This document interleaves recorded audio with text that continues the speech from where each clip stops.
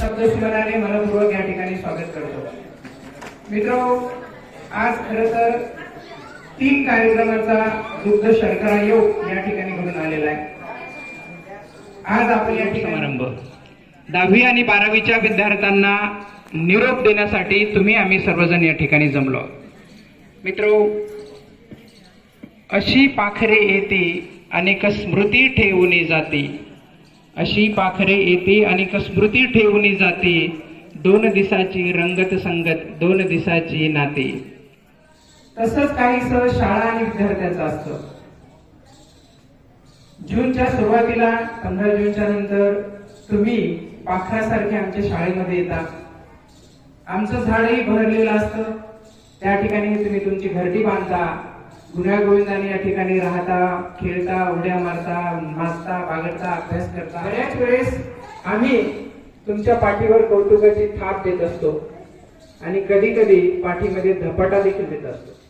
संत श्रेष्ठ सेवालाल महाराज यांची जयंती आणि सेवालाल महाराजांना आपण या ठिकाणी अभिवादन मान्यवरांना विनंती करतो की त्यांनी दीप प्रज्वलन, सरस्वती मातेचं पूजन व सेवालाल महाराजांच्या प्रतिमेचं पूजन करून कार्यक्रमाला या ठिकाणी सुरुवात करावी। सर्व मान्यवरांना विनंती करतो।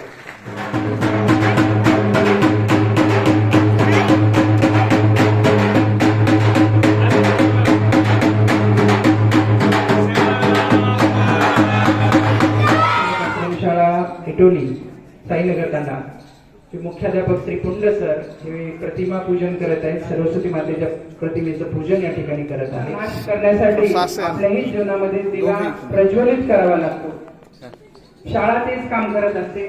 तुमच्या आयुष्यातला अज्ञान रूपी अंधकार दूर व्हावा, ज्ञानाचा प्रकाश। मित्रो, अतिथी देवो भव असं सांगणाऱ्या महान भारतीय संस्कृतीचे आपण पायिक आहोत, तेव्हा आलेल्या पाहुण्यांचं स्वागत करणं हे आपलं आद्य कर्तव्य आहे। तेव्हाच्या कार्यक्रमाचे अध्यक्ष आदरणीय श्री दराडे सर यांचं स्वागत करण्यासाठी मी व्यासपीठावर आमंत्रित करतोय श्री एस भुगे, श्री विठ्ठलराव भुगे यांचं पुष्पहार देऊन या ठिकाणी स्वागत करावं। आजच्या कार्यक्रमाचे प्रमुख पाहुणे स्वर्गीय मीनाताई ठाकरे प्राथमिक आश्रम शाळा साईनगर तांडा यांचे मुख्याध्यापक आदरणीय श्री किशन कुंडजी सर यांचं स्वागत करण्यासाठी मी व्यासपीठावर आमंत्रित करतोय। या ठिकाणी आजच्या कार्यक्रमाचे सत्कार मूर्ती यांच्याकडे बघून खरं तर तुम्हालाही वाटलं पाहिजे की भविष्यात आमचाही असाच सत्कार या ठिकाणी झाला पाहिजे। सत्कार करण्यासाठी सत्कर्म करावं लागतं आणि असं सत्कर्म जर तुम्ही करत गेलात तर भविष्यामध्ये आम्हालाही संधी मिळेल की तुमचाही सत्कार आम्ही या ठिकाणी करू। तर या ठिकाणी 2 सत्कार मूर्ती दत्तात्रेय सांगळे यांची सहकार अधिकारी मधून या ठिकाणी नियुक्ती झालेली आहे। एमपीएससीच्या परीक्षेद्वारे त्यांची नियुक्ती या ठिकाणी झाली, त्याचा सार्थ अभिमान आम्हाला या ठिकाणी आहे आणि तो अभिमान व्यक्त करण्यासाठीच आपण त्यांचा सत्कार या ठिकाणी करणार आहोत। आदरणीय दराडे सर, पुंड सर यांना विनंती करतो की शाल, श्रीफळ व पुष्पा हा आपला ज्येष्ठ बांधव आहे, त्याच्या आनंदात आपल्याला सहभागी होता आलं पाहिजे। तर आपण दुसऱ्या कुठल्या मार्गाने आनंद तर व्यक्त करू शकत नाही, तर टाळ्याच वाजवा, किमान मोठ्याने टाळ्या वाजल्या पाहिजे, इटोलीपर्यंत गेल्या पाहिजे आवाज टाळ्यांचा, मुलीचा आवाज येत नाही टाळ्यांचा।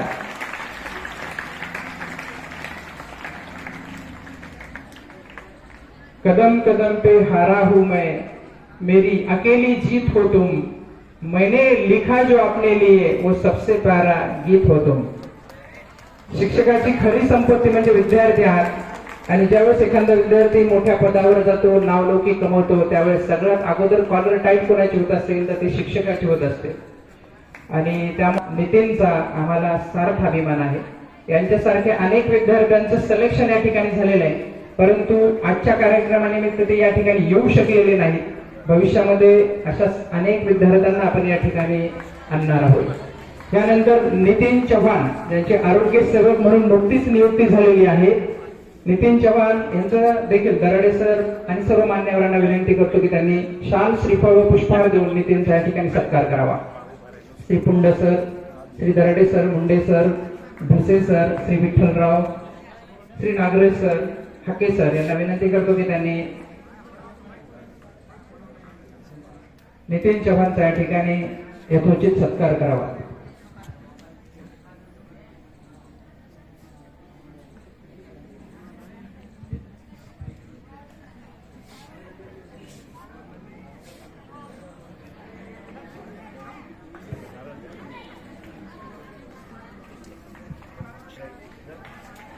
सर्व मान्यवर पुष्पसुमनाने आपण या ठिकाणी स्वागत केलेलं आहे.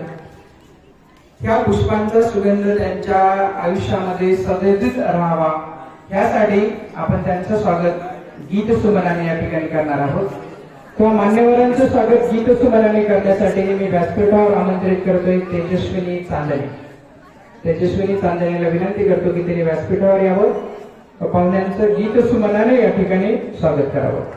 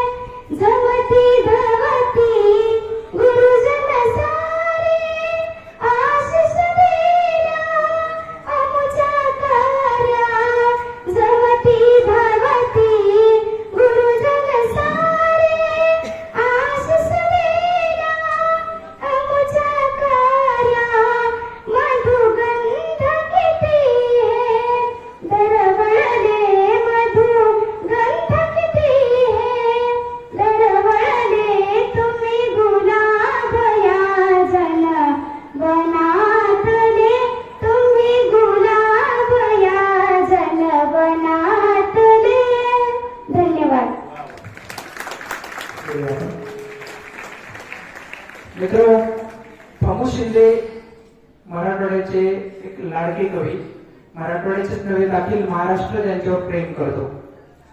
फमू शिंदेची आई ही कविता माहीत नसेल असा माणूस महाराष्ट्रात सापडणार नाही.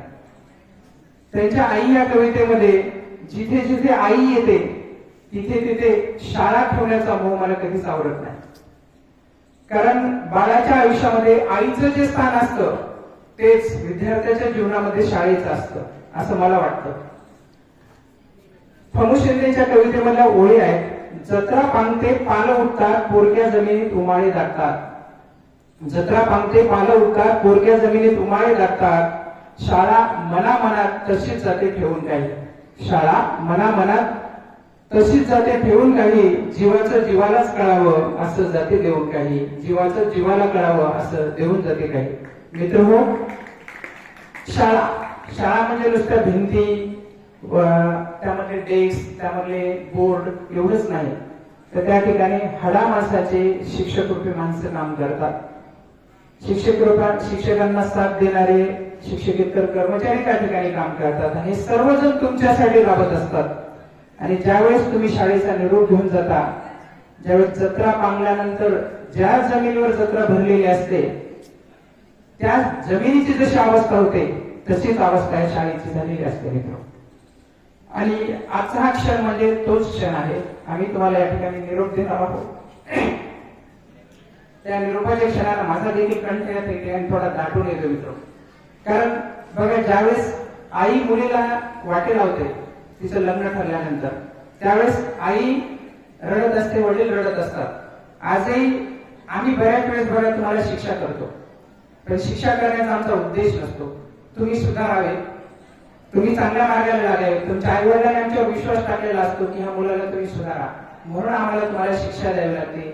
आणि ज्यावेळेस हा निरोपाचा कार्यक्रम होतो त्यावेळेस आम्हाला क्षण आठवतात, आम्ही या विद्यार्थ्यांना शिक्षा दिली आणि त्यामुळे कुठेतरी आम्हाला उमाळा दाटून येत असतो मित्र. तर ह्या कार्यक्रमानिमित्त तुमच्यातीलच काही विद्यार्थी 9वी आणि 11वीतील काही विद्यार्थी आपल्या वरिष्ठांना या ठिकाणी शुभेच्छा देणार आहे. प्रथम मी व्यासपीठावर आमंत्रित करतोय, त्याला विनंती करतो की त्यांनी व्यासपीठावर यावं. आपल्या वरिष्ठाला या ठिकाणी त्यांनी शुभेच्छा या ठिकाणी द्याव्यात. सहवास सुटला म्हणून सोबत सुटत नाही, सहवास सुटला म्हणून सोबत सुटत नाही, नुसता निरोप दिल्याने नाते तुटत नाही. अध्यक्ष महाशय, वंदनीय गुरुजन वर्ग व येथे उपस्थित माझ्या मित्र मैत्रिणींनो, माझे नाव सरादे, सर्वांना माझा नमस्कार. आज आपण सर्वजण या निरोप समारंभात सहभागी झालो आहोत. आजचा दिवस फक्त माझ्यासाठीच नव्हे तर सर्व विद्यार्थ्यांसाठी भावुक दिवस आहे. निरोपाचा क्षण जणू हळव्या त्या फुलांचा, आठवणीची गर्द जणू क्षण हा दुःखाचा. आपण सर्व एकमेकांपासून वेगळे होऊन पण सोबत राहतील त्या फक्त गोड शहराची आणि भावना आहेत त्या या ठिकाणी व्यक्त कराव्यात आपल्या कवितेच्या माध्यमातून. ही कविता तिने स्वतः तयार केलेली आहे. आवडल्यास प्रचंड टाळ्या वाजल्या पाहिजेत. आदरणीय व्यासपीठ, सन्माननीय गुरुजन वर्ग व इथे जमलेल्या माझ्या बालमित्रांनो, मी माझी भावना मी स्वतः तयार केलेल्या कवितेतून सादर करणार आहे. जिने फुलवला फुलांचा मळा, निसर्ग तिचा आहे निराळा. जिने फुलवला फुलांचा मळा, निसर्ग तिचा आहे निराळा. शिक्षक दिनाचा न बघितला मी सोहळा, ती म्हणजे माझी शाळा, ती म्हणजे माझी शाळा. 8वी ते 10वी या वर्गापर्यंत मी शिकले, काही गोष्टी मी पण चुकले. 8वी ते 10वी या वर्गापर्यंत मी शिकले, काही गोष्टी मी पण चुकले. सरांनी आम्हाला खूप छान शिकवले, जसे मोहर आलेल्या झाडाला फळेच पिकले, तसे मोहर आलेल्या झाडाला फळेच पिकले. एम.व्ही. सर आणि सानप सरांनी आम्हाला सांगितले गणिताच्या स्त्रीक. एम.व्ही. सर आणि सानप सरांनी सांगितले आम्हाला गणिताच्या स्त्रीक. काही मुला-मुलीतून झाली मिस्टेक, थोडी केली गणिताची प्रॅक्टिस तर गणित वाटले खूपच फंडास्टिक. यश सरांनी शिकवली आम्हाला इंग्रजीची पोयम, त्यांचे खूप कडक होते नियम.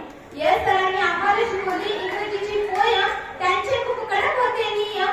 व्याकरण शिकवले त्यांनी कायम टू कायम, ते आमच्या ध्यानात बसले कायम, ते आमच्या ध्यानात बसले कायम. पोगे सरांनी भर दिला भूगोलावर, शिकवण्यात आम्हाला नेले खोलवर.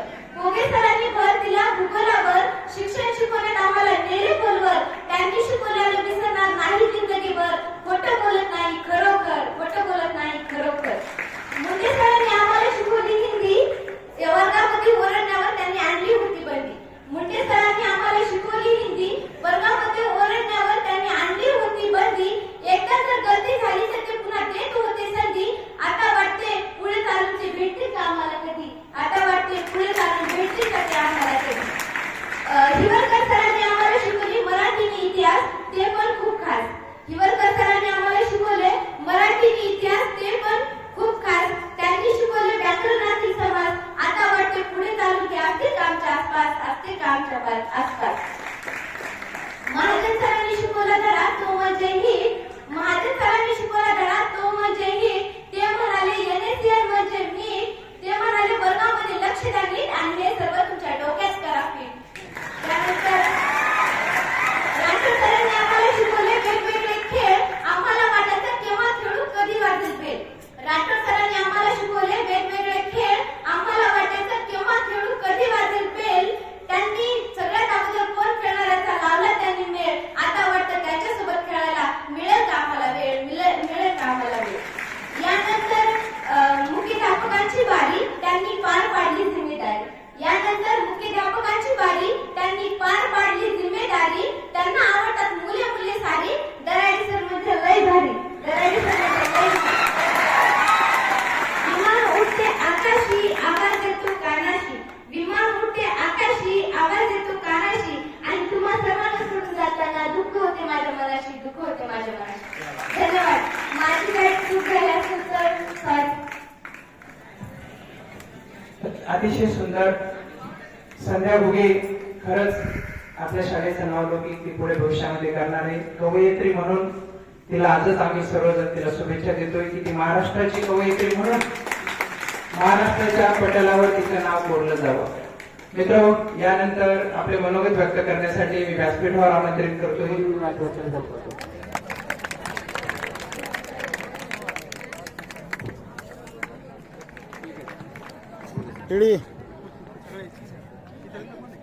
त्यानंतर आरती जाधव वर्ग 10वा. नमस्कार, माझे नाव आरती जाधव आहे. मी 8वी ते 10वी या शाळेत शिकले आहे. जेव्हा मी या शाळेत नवीन आले तेव्हा मला खूप काही नवीन होते. या शाळेत मित्र, शिक्षक, शाळा सर्व काही नवीनच होतं आणि आम्ही सर्व या शाळेत शिक्षण घ्यायसाठी आलो होतो आणि आम्हाला सर्व शिक्षकांनी खूप प्रेरणा दिल्या. आम्हाला खूप चांगलं शिकवलं आणि खूप काही नवीन नवीन गोष्टी सांगितल्या. आम्हाला पुढच्या भविष्यासाठी सरांनी प्रेरित केलं आणि या सर्व शिक्षकांनी आम्हाला खूप चांगलं शिकवलं, खूप प्रेरणा दिल्या. याबद्दल त्यांचे आभार. धन्यवाद. नमस्कार, माझे नाव तेजस्विनी काशीनाथ. या शाळेमध्ये इयत्ता 8वी पासून शिकत. जेव्हा मी नववी मध्ये शाळेत यायला लागले तेव्हा मला नवीन यायला लागले, शिकू लागले. सर्व शिक्षकांनी शिकवलेले समजून घ्यायला लागले. तेव्हा मला श्रेणी समजत गेली आणि सर्व शिक्षकांनी आम्हाला खूप छान शिकवले आणि आम्हाला समजून घेतलं. आमच्याकडून काही चुका झाल्या असतील तरी त्यांनी त्या सुधारण्याचा प्रयत्न केला. आम्ही या शाळेतून जरी जात असलो तरी या शिक्षकांना कधी विसरणार नाही. आम्ही त्यांच्या आठवणी आमच्यासोबत कायम राहतील. धन्यवाद.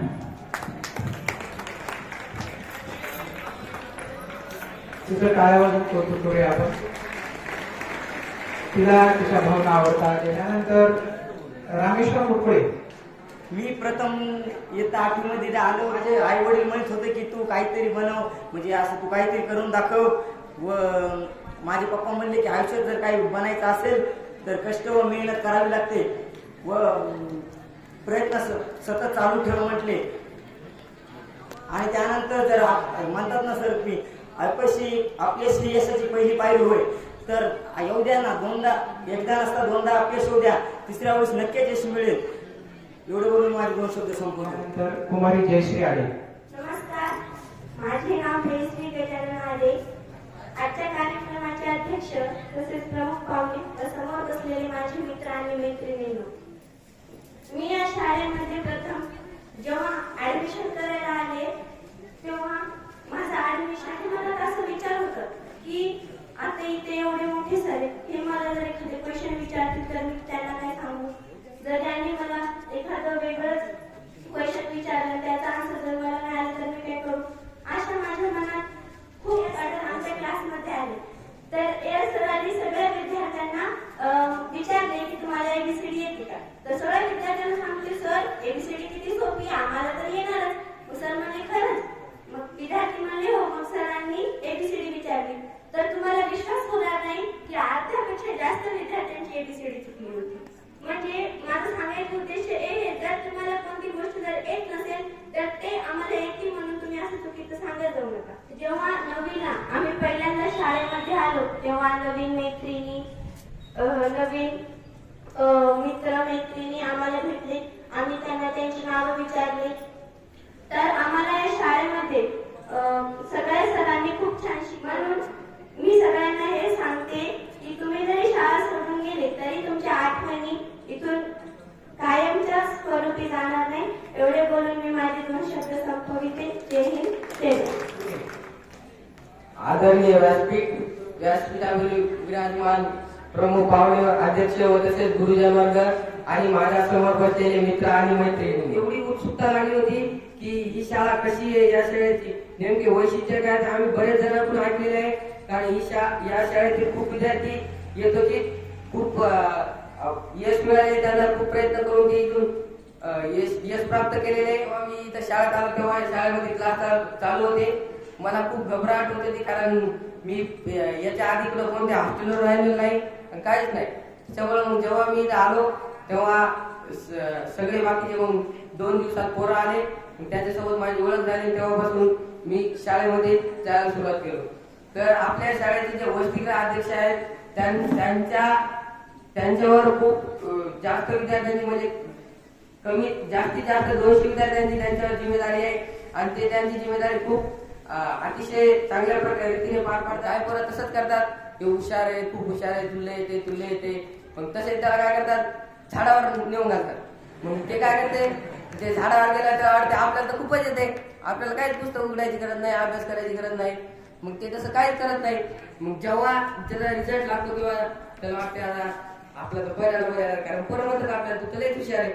मग जेव्हा आपल्याला रिझल्ट लागल्यावर आपल्याला कळते, अरे पोरं तर आपल्या म्हणते तू खूप हुशार आहे, आणि नंबर तो पहिला येत नाही, दुसरा येत नाही, तिसरा बी येत नाही, आणि येते 4था नंबर. मग काय अर्थ याला? त्यामुळे तुम्ही कधी पण जे आपले चांगले मित्र असतात त्याच्यावर विश्वास ठेवा, वाईट मित्रांच्या संगतीला राहू नका. एवढे बोलून मी माझे 2 शब्द संपवतो. जय गुरु. प्रत्येकाने कधीतरी मागे वळून पाहावं, प्रत्येकाने कधीतरी मागे वळून पाहावं. आठवणीच्या समाधीला एक फूल व्हावं. पूर्णिने या ठिकाणी अनेक फुलं आपल्या आठवणीच्या समाधीला या ठिकाणी वाहिलेली आहेत. यानंतर इयत्ता 12वीतून वैजनाथ सांगळे.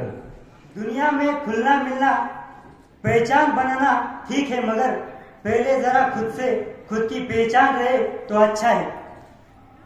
कसं बोलू काय बोलू काहीच सुचत नाही मला. कसे दिवस निघून गेले कळत नाही मला. आयुष्यातली 4-5 वर्ष कधी निघून गेली समजलंच नाही. नदीच्या पाण्यासारखं वाहत वाहत आज मात्र किनाऱ्याला येऊन धडकलो आणि आठवण झाली की आज आपण निरोप समारंभाला सामोरे आलो. वर्गातल्या गप्पा गोष्टींची मजाच वेगळी असायची. वर्गातली धिंगामस्ती कधीच नाही विसरायची. एक नाही अनेक मित्र या शाळेत माझ्या कसा विसरणार बर या शाळेला माझ्या. कुणी ध्यानात तर कुणी मनात, कुणी डोक्यात तर कुणी हृदयात. पण प्रत्येक जण असणार माझ्या आठवणींच्या जगात. कसं सांगू शाळेचं आणि माझं नातं. शब्दांपेक्षाही मोठं आहे हे माझं नातं. त्यानंतर आपले मनोगत व्यक्त करण्यासाठी मी व्यासपीठावर आमंत्रित करतो. सांगेल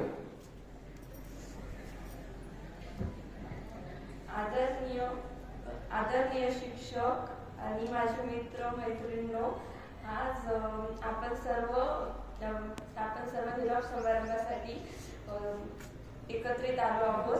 आज माझ्यासाठीच नव्हे तर माझ्या सर्व मित्रमैत्रिणींसाठी भाऊक दिवस आहे. आज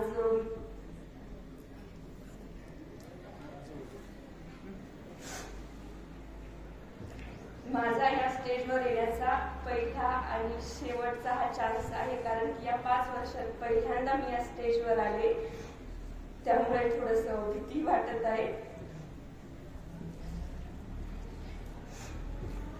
आज या शाळेतला तो पहिला दिवस आठवतो जेव्हा मी 8वीत पहिल्यांदा आले होते. तेव्हा सगळेच माझ्यासाठी नवीन होते, कारण माझी कोणी मैत्रीण नव्हती, कोणी ओळखीचंही नव्हतं. पण तेव्हा सर्व शिक्षकांनी आणि माझ्या नवीन झालेल्या मैत्रिणींनी मला सांभाळून घेतलं, माझी छान मैत्री केली. आणि जसं कुंभार मातीच्या गोळ्यापासून मडके तयार करतो, तसं तिथल्या प्रत्येक शिक्षकांनी आम्हाला बनवले आहे.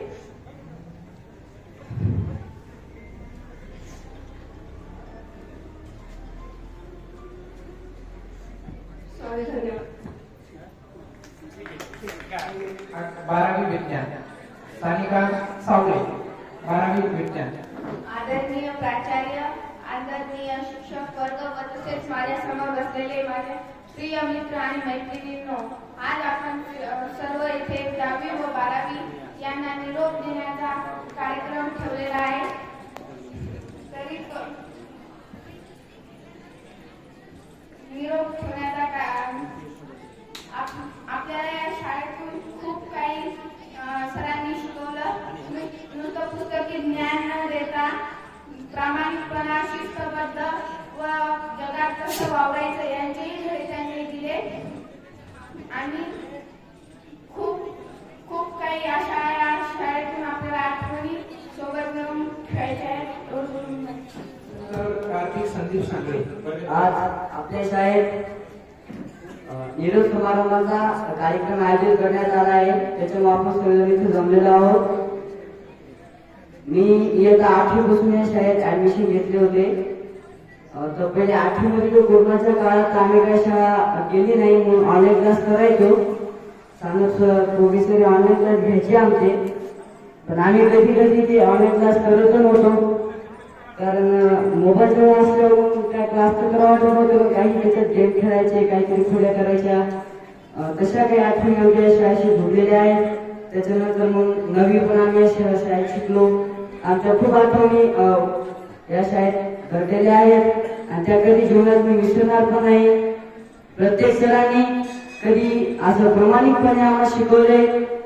खास करून सर्व सरांनी, जसं कोणाचं नाव नाही घेता येणार, पण सर्व सरांनी चांगले ज्यांच्या आपापल्या परीने आम्हाला ज्ञान देण्याचा प्रयत्न केलेला आहे त्यांचे सर्वांचे मी आभार व्यक्त करतो. व्यासपीठावर विराजमान माझे वर्गमित्र, माझे शिक्षक वर्ग, मी आपणास 2 शब्द सांगणार आहे ते तुम्ही शांत ठिकाणी ऐकावे. मी माझा 8वी ते 10वी झालेला प्रवास सांगणार आहे ते तुम्ही शांत ठिकाणी ऐकावे. 7वी पर्यंत म्हणजे जेव्हा पहिलीपासून तर 7वी पर्यंत मी इंग्लिश स्कूल शाळा होतो आणि 7वीला तर कोरोना आल्यामुळे काही कारणास्तव मी इकडे या शाळेत आलो. म्हणजेच या शाळेच्या काही गोष्टी संपूर्ण माहीत झाल्या होत्या. जसे की म्हणजे गजानन सांगले की या शाळेत झालेले जे विद्यार्थी ते सुद्धा डॉक्टर झालेला आहे MBBS. त्याने मला सांगितलं की शाळा खूप चांगली आहे. या शाळेत जे विद्यार्थी सगळे घडतात आणि मला खूप अशी उत्सुकता होती की या शाळेत मी कधी जाईल आणि कधी नाही. पण 8वी जेव्हा मी ॲडमिशन घेतले होते तेव्हा सर ऑनलाईन क्लास सुरू केले. ते ऑनलाईन क्लास मी केले सगळे. ऑनलाईन क्लास केल्यानंतर मी सगळे ऑनलाईन क्लास केल्यानंतर सर्व सरांशी माझी म्हणजे बोलणं वाचून आठवणी म्हणजे आपले शेवाळे सर. असं मला खूप दुःख होते की जेव्हा शेवाळे सर अशी घटना घडली की आम्हाला काय एक टायमावर काय करावं असं झालं कशामुळं. कारण शेवाळे सर इतकी हृदयात बसलेली आमच्या, कारण ते खूपच छान शिकवला इतिहास आणि खूपच छान शिकवलं. तसेच मी आता माझ्या खऱ्या गोष्टी तुम्हाला सांगणार आहे. तर 8वी ते 10वी प्रवास करणार आहे. आपले गुरु खूप चांगले, ते खूप छान प्रकारे शिकवतात. म्हणजे जसे की प्रोफेसर AS सर, सायन्सचे टीचर महाजन सर आपल्या इतक्या कॉन्सेप्ट समजून सांगतात सायन्सच्या की खूपच छान. प्रोफेसर लक्ष्मीला माझ्या ज्या काही गोष्टी असतो काही असो मी प्रोफेसरला शेअर करतो. कारण मी म्हणजे पहिल्यापासून प्रोफेसरला प्रोफेसरच्या पहिल्या सगळ्या गोष्टी ऐकून मी, कारण मी घरी असताना मी सगळं फोन करतो कधी कधी सगळा बोलतो माझ्या वैयक्तिक गोष्टीबद्दल, माझ्या ज्ञानाच्या गोष्टीबद्दल काही मला अडचण आली तुम्ही आधी प्रोफेसरला फोन करतो. कारण आणि काही गोष्टी मी माझ्या सर्व शिक्षकांशी शेअर करतो. कारण ते गुरु म्हणजे आपण सर्व गुरुमुळे आपल्याला शिक्षण मिळते, सर्व काही मिळते. कारण ज्या गोष्टी आपल्याला घरी मिळत नाही त्या आपल्या शाळेत मिळतात, त्या सर्व काही गोष्टी आपल्या शाळेतून मिळतात. हा दिवस म्हणजे आपला शेवटचा दिवस. तसेच मी एवढं माझे गोष्टी सांगितलं. वर्ग 12वी मधून स्नेहा भोगे, 12वी विज्ञान. वंदनीय गुरुजन वर्गावर तसेच समोर बसलेले माझे मित्र आणि मैत्रिणी, आज मी इथं तुम्हाला निरोप समारंभ या कार्यक्रमासाठी उभी आहे. मी तुम्हाला एवढंच म्हणायचं आहे, जसा शिल्पकार सुंदर दगडापासून मूर्ती शिल्प करतो तसेच या सर्व गुरुजनांनी आम्हाला दिलेले आहे. मी माझ्याकडून काही चुका झाल्या असतील तर सर्वांनी मला क्षमा करावी. त्याच्यानंतर 12वी विज्ञान वर्गातील विद्यार्थ्यांना शुभेच्छा देण्यासाठी प्रार्थना पंडित भुगे. आदरणीय व्यासपीठावरील मान्यवर आणि विद्यार्थी मित्रांनो, नमस्कार. मी प्रार्थना भुगे. जसे की आपण सर्व जाणून आहोत की आपले सर्व लाडके विद्यार्थी आणि विद्यार्थिनींना यांचा आज निरोप समारंभ आहे. त्यासाठी आपण साधे त्यांना पुढील आयुष्यासाठी शुभेच्छा देण्यासाठी इथे जमलो आहोत. मनात दिलदार, बोलणं जबाबदार. मनात दिलदार, बोलणं जबाबदार. कामात खबरदार, नेतृत्व शानदार. कामात खबरदार, नेतृत्व शानदार असे सर्वसमावेशक व अष्टपैलू व्यक्तिमत्व म्हणजे आपले 12वी व 10वीचे विद्यार्थी. आज यांचा निरोप समारंभ. आयुष्यात उत्तर नीला हळूहळू उतरत जावे. आयुष्यात उत्तर नीला हळूहळू उतरत जावे. चालता चालता पायामध्ये बळ तेवढे जपत राहावे. चालता चालता पायामध्ये बळ तेवढे जपत राहावे. कर्तृत्वाची उंची तुमच्या आम्हा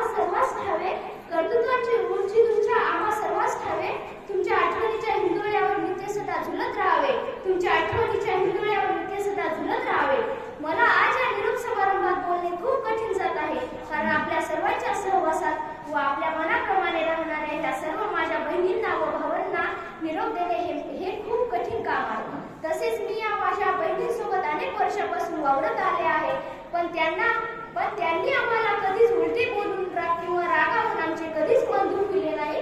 व तसेच आम्ही जेव्हा नवीन कॉलेजमध्ये प्रवेश केला तेव्हा आम्हाला नवीन सर आहेत म्हणून आम्हाला त्यांची खूप भीती वाटायची, पण त्यांनी आम्हाला सरांविषयी चांगले आमच्या मनात पेरून आमची सर्व मनातील भीती काढून टाकली व समजावली. त्यांना कधी ना कधी आपले हे कॉलेज सोडून जायचंच आहे ना. मात्र हे कॉलेज सोडून गेले तरी पण सोडून जरी जात असतील पण त्यांच्या आठवणी आपल्या सोबत कायम राहतील व त्यांना त्यांच्या पुढील वाटचालीसाठी त्यांना खूप खूप शुभेच्छा. व जे यावर्षी विद्यार्थी HSC व SSC एक्झाम देणार आहेत त्यांना माझ्या खूप खूप शुभेच्छा व त्यांनी दुसऱ्यांपेक्षा काहीतरी वेगळे करावे व आपल्या शाळेचे नाव लौकिक करावे यासाठी माझ्या त्यांना खूप खूप शुभेच्छा. Best of luck. थँक्यू. परिश्रम केले आणि त्या परिश्रमातून एका मोठ्या पदावर त्या ठिकाणी विराजमान झाले. तुम्हा आम्हाला सर्वांना त्यांचा अभिमान आहे. त्यांना विनंती करतो की त्यांनी व्यासपीठावर यावं व आपल्या विद्यार्थ्यांना या ठिकाणी 2 शब्द बोलावे. दत्तात्रय सांग. व्यासपीठावर उपस्थित आदरणीय सर्व गुरुजन, माझ्यासमोर बसलेले सर्व माझे लहान भाऊ आणि बहिणींनो, प्रथमतः संत सेवालाल महाराजांच्या जयंतीनिमित्त तुम्हा सर्वांना खूप खूप शुभेच्छा. मी या शाळेत फक्त 1च वर्ष राहिलो होतो, 2009 ते 10 ला. खरं तर ऍडमिशन प्रोसेस पूर्ण बंद झालेली असताना मी उशिरा या शाळेत आलो होतो. सरांना खूप विनंती केली. त्यावेळेस ऍडमिशन फुल झालेले असून सुद्धा सरांनी मला त्यावेळेस ऍडमिशन दिलं होतं. कारण माझ्या बाबतीत समस्या अशी होती की मला कुठेही शाळेत टाकलं तर मी बाबासोबत संध्याकाळी पळून यायचो.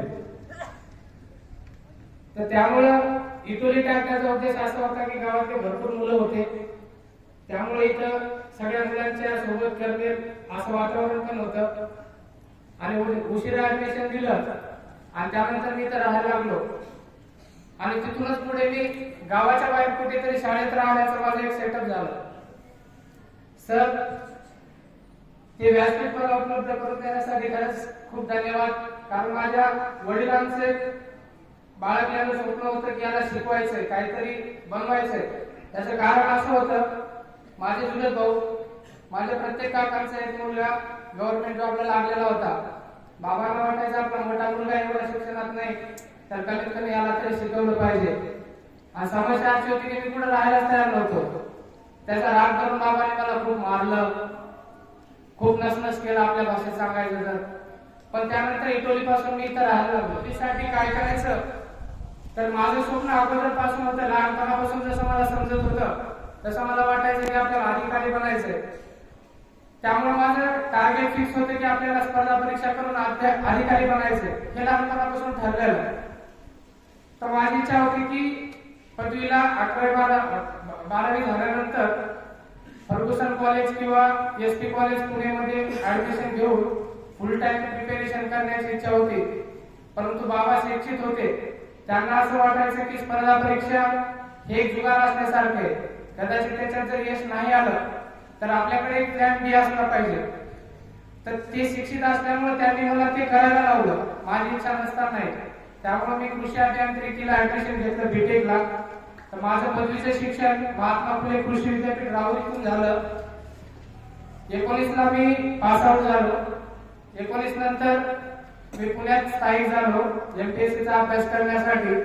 2019 ला राज्यसेवा पूर्व परीक्षा आणि कंबाईन MPSC ची कंबाईन एक असते, ती कंबाईनची पण पूर्व परीक्षा दिली. राज्यसेवा पूर्व परीक्षेत मी पास नाही झालो, परंतु कंबाईनच्या पूर्व परीक्षेत मी PSI मुख्य परीक्षेसाठी पात्र झालो पहिल्या प्रयत्नात. पूर्व परीक्षेत पास झाल्यानंतर मुख्य परीक्षा दिली. मुख्य परीक्षा देऊन इंटरव्ह्यू आणि ग्राउंड साठी पण पात्र झालो, परंतु मुख्य परीक्षेत जास्त मार्कची लीड नसल्यामुळं मला फायनल यादीमध्ये माझं काही नाव आलं नाही. तिथं मी ISSB झालो. त्यानंतर लॉकडाऊन लागलं, घरी आलो. 1.5 वर्ष घरीच अभ्यास केला. घरी आल्यानंतर सुद्धा लॉकडाऊन मध्ये 1.5 वर्ष मी घरी होतो, पण माझं एक ठरलेलं शेड्यूल होतं ते असं की मी शेतातच थांबायचो. आमचं शेत गावापासून 1 किलोमीटरवरती रस्त्यावरच आहे, तिथं सगळी व्यवस्था आहे. तर मी गावात राहण्याऐवजी शेतातच राहायचो. माझी आंघोळ तिथं, माझा डब्बा तिथं यायचा. म्हणजे मी गावात असून सुद्धा मी शेतातच राहायचो, तिथंच अभ्यास करायचो माझा. मी फक्त संध्याकाळच्या जेवणापुरतं घरी यायचो आणि परत शेतात जाऊन झोपायचो, सकाळी उठायचं, परत तेच रुटीन माझं. लॉकडाऊन मध्ये असं 1.5 वर्ष घरी काढलं. नंतर परत पुण्याला गेलो, कारण लॉकडाऊन मध्ये पेपर पण होत नव्हते. 2 वर्ष पेपर झाले नाही, काही नाही. पुण्यात गेल्यानंतर 2021 मध्ये परत पूर्व परीक्षा दिली, मुख्य परीक्षेसाठी पात्र झालो. अशा खूप 12-13 मुख्य परीक्षा दिल्या मी एमपीएससीच्या. कृषी सेवा मुख्य परीक्षा, ज्यात तालुका कृषी अधिकारी पद असते, त्याच्या 3 मुख्य परीक्षा दिल्या. राज्यसेवेच्या 3 मुख्य परीक्षा दिल्या. त्यानंतर PSI मुख्य परीक्षा 2 झाल्या, STI ची झाली. राज्य उत्पादन शुल्क मध्ये इन्स्पेक्टर पद असतं, त्याची पण मुख्य परीक्षा दिली. इंडस्ट्री इन्स्पेक्टरची मुख्य परीक्षा दिली. त्याच्यानंतर विमा संचालयामध्ये पण एक इन्स्पेक्टर असतो, त्याची मुख्य परीक्षा दिली. फायनली 2023 मध्ये माजी सहकार अधिकारी गट ब या पदासाठी निवड झाली. तर 2023च्या खरं तर वर्षाची सुरुवात खूप निराशाजनक आणि दुःखी झाली होती. याचं कारण असं, फेब्रुवारीच्या शेवटी मी पुण्याला असताना घरून फोन आला, बाबाची तब्येत चांगली नव्हती, बाबाला ऍडमिट करावं लागलं. मी आलो घरी. बाबांचं खूप मोठं ऑपरेशन झालं पोटाचं. 1 महिनाभर मी दवाखान्यातच होतो. बाबा ज्या दिवशी दवाखान्यातून घरी आणलं, त्याच्या दुसऱ्या दिवशी मला बाबांनी परत पाठवलं तिकडं पुण्याला.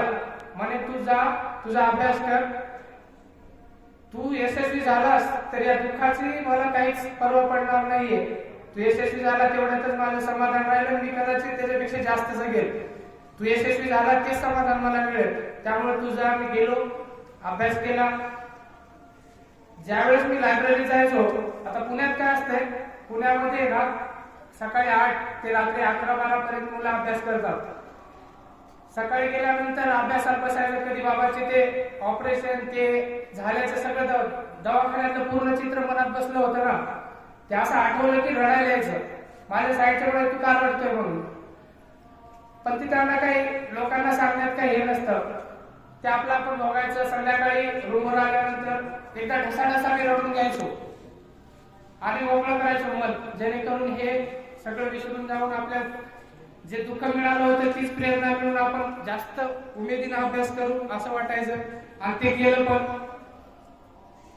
तर नोव्हेंबर मध्ये माझा रिझल्ट आला सहकार अधिकारी म्हणून. त्यानंतर कुठेतरी आता घरच्यांना पण समाधान वाटलं. बाबांची जी जिद्द होती ती पण पूर्ण झाली.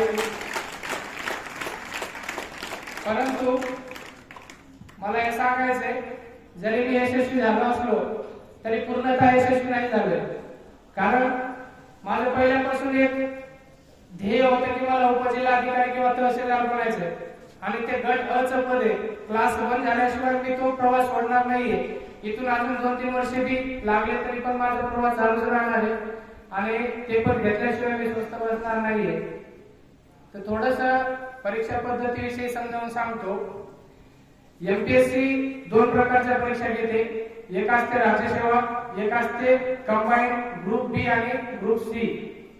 राज्यसेवेमध्ये 3 टप्पे असतात, कंबाईंड मध्ये सुद्धा 3 टप्पे असतात. राज्यसेवेमध्ये पूर्व परीक्षा असते 400 मार्क्सची. 200 मार्क्सचा जीएस चा पेपर असतो, सामान्य अध्ययनचा 200 मार्क्सचा. आणि 200 मार्क्सचा असतो सीसॅट चा पेपर. सीसॅट चा पेपर क्वालिफाईंग असतो. तुमचं मेरिट हे फक्त जीएस च्या मार्क्स वरती लागतं. जीएस मध्ये 50% आसपास कट ऑफ लागतात. भरपूर कॉम्पिटिशन असतं. तिथून मुख्य परीक्षेत पात्र होतात विद्यार्थी. एका जागेसाठी 16 विद्यार्थी मुख्य परीक्षेसाठी पात्र होतात. त्या 16 विद्यार्थ्यांमध्ये सगळेजण पूर्व परीक्षा पास होऊन आल्यामुळे त्याच्यापेक्षाही जास्त कॉम्पिटिशन असतं. त्याच्यानंतर मुख्य परीक्षा होते. राज्यसेवा मुख्य परीक्षेसाठी 6 पेपर्स असतात. सामान्य अध्ययन 1, 2, 3 आणि 4 असे 4 पेपर 600 मार्क्सचे. मराठी इंग्लिश ऑब्जेक्टिव्ह आणि मराठी इंग्लिश डिस्क्रिप्टिव्ह असे 100-100 मार्काचे 2 पेपर असतात. अशी राज्यसेवा मुख्य परीक्षा एकूण 800 मार्क्सची असते. 800 मार्क्स मध्ये इंटरव्ह्यू साठी जे विद्यार्थी क्वालिफाय होतात ते एकाच 3 विद्यार्थी घेतात. त्यामध्ये परत सिलेक्शन झालं, आम्ही इंटरव्ह्यू साठी क्वालिफाय झालो. त्यानंतर इंटरव्ह्यू मधून सहकार अधिकारी म्हणून ही एक पद मिळालं. त्याच्यानंतर एक कंबाईनची परीक्षा असते. कंबाईनच्या परीक्षेमध्ये पूर्व परीक्षा असते 200 मार्क्सची. त्याच्यामध्ये सामान्य अध्ययनाचे 7 विषय असतात. 7 विषयाला समान गुण राहतात. ती परीक्षा पास झाल्यानंतर मुख्य परीक्षेत 3-4 पद आहेत. PSI, STI, ASO आणि सब रजिस्ट्रार SR. तर त्याच्यामध्ये सुद्धा मुख्य परीक्षा झाल्यानंतर काही पदांसाठी फक्त इंटरव्ह्यू आणि ग्राउंड असतो. PSI आणि SR साठी इंटरव्ह्यू वगैरे असतात.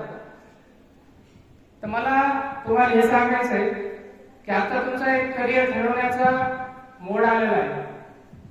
आता तुम्हाला ठरवायचं की तुम्हाला पुढे काय करायचंय.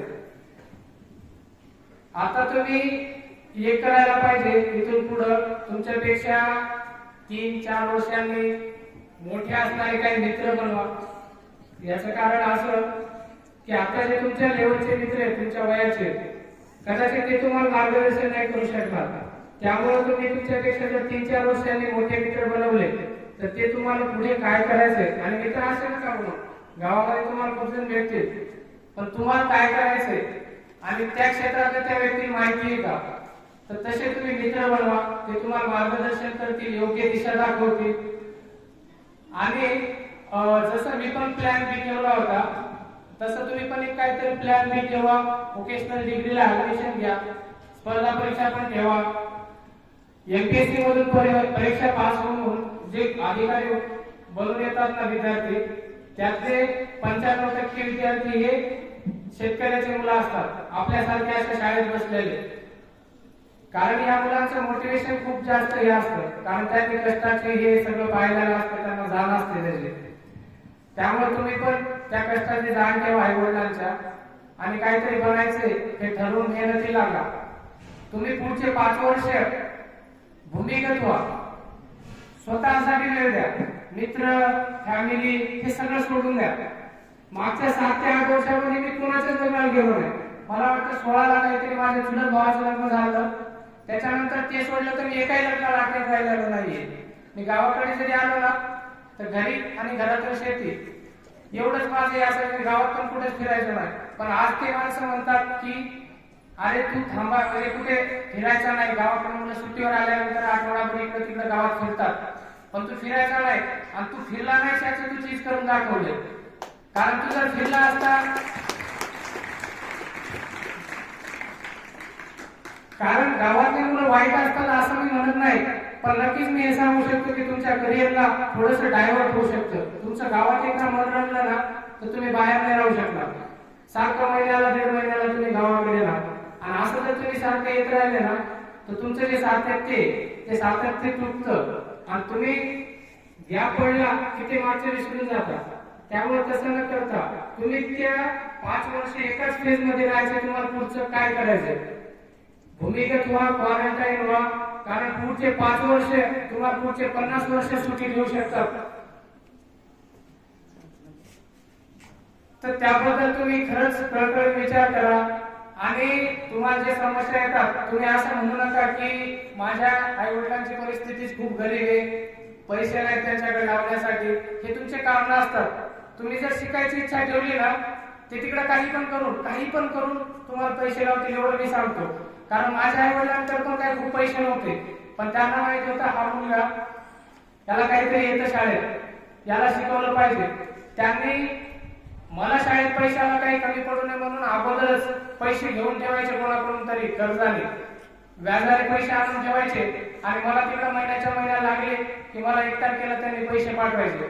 त्यामुळे समस्यांचं याचं तुम्ही विनाकामाचं अवडंबर आणू नका. तुम्हाला ते पैसे लावतात, फक्त तुम्ही शिकण्याची जिद्द ठेवा.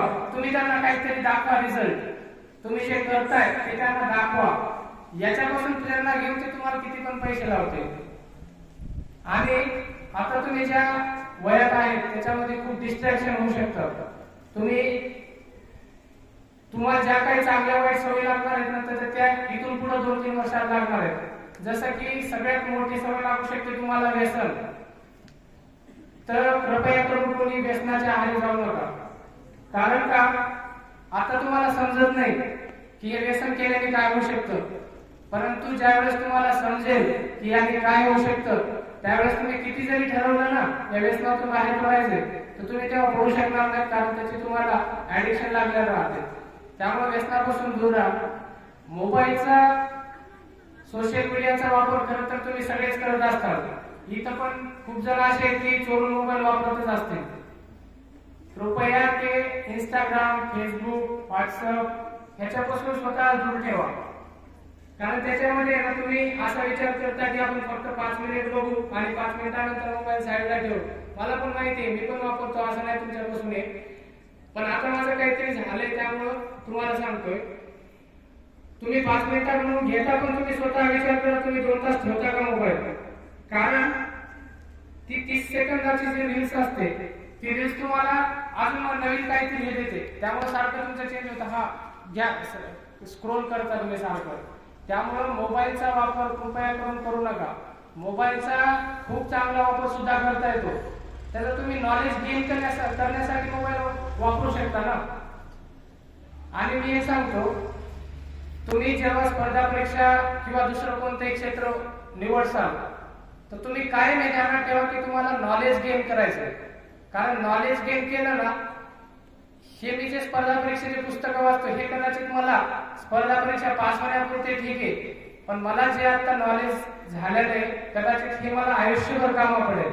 माझ्या टप्प्याला मला हे काम आहे. मी जेव्हा बोलतोय त्या सगळ्या गोष्टीसाठी मला हे नॉलेज कामा पडणार आहे. त्यामुळे तुम्ही हे ध्यानात ठेवा, नॉलेज गेन करण्याचा प्रयत्न करा. जिथं काही शिकायला भेटते तिथं ते शिका. मोबाईल मधून पण ऑनलाईन आज खूप मटेरियल अवेलेबल आहे, तर त्याचा तुम्ही पॉझिटिव्ह वापर केला तर बरं होईल. कारण मोबाईलचा गैरवापर खूप जास्त प्रमाणात होतोय. अजून एक सांगायचंय, तुम्ही आताच्या स्टेजमध्ये ना 16 ते 22 हे वय असं असते की 16 ते 22 या वयात काय वाटतं माहिती का, त्यांना वाटतं की आपल्याला सगळं कळतं. कारण त्यांच्यापेक्षा जे लहान असतात ते तर त्यांच्यापेक्षा ज्युनियर असतात. त्यांना वाटतं हे काही आपल्यापेक्षा लहान आहे, यांना काय कळतं. आणि त्यांचा एक हा पण काही समज असतोय की जे मोठे असतात ना ते मोठे वाटते यांना इथं जुन्या पिढीचे यांना पण काय कळत नाही, त्यामुळे कोणाचं ऐकून घेत नाही. तुम्हाला सांगतो हे जे मोठे माणसं असतात ना हे त्यांच्या अनुभवातून गेलेले असतात. त्यांचा अनुभव ऐका, त्या अनुभवातून शिका. प्रत्येक वेळी हे गरजेचं नाही की तुम्हीच अनुभव घेऊन शिकलं पाहिजे. कधी कधी तुम्हाला असं पण होतं की हा एखादी गोष्ट कोणी तुम्हाला मोठा सांगत असेल तर नंतर तुम्हाला जाणवतं की हा तो खरं सांगत होता. त्यासाठी मला तुम्हाला हे सांगायचं की मोठ्या व्यक्तीचं कधी पण ऐका. त्यांनी तो अनुभव घेतलेला असतो त्याच्यामुळे ते तुम्हाला सांगत असतात. मोठ्या व्यक्तीचं ऐका, मार्गदर्शन घ्या, योग्य वाटेवर राहा, व्यसन नका करू. आणि आई वडील जे सांगत असतात ना ते सगळ्यात निस्वार्थी सल्ला राहतोय. मुलं खरं तर काय करतात, त्यांचा सल्ला घेत नाही, त्यांचा ऐकत नाही, तुम्हाला काय कळतं म्हणतात. पण त्यांचा ऐकत जावा, आई वडिलांचं, गुरूंचा आदर करा. बाकी तुम्हाला आता काही जर विचारायचं असेल स्पर्धा परीक्षेबद्दल तर तुम्ही विचारू शकता. तुम्हाला कोणाला काही बनण्याचं असेल, काय मार्गदर्शन किंवा तुमचं काय हे असेल समस्या तुम्ही विचारू शकता. तुम्हाला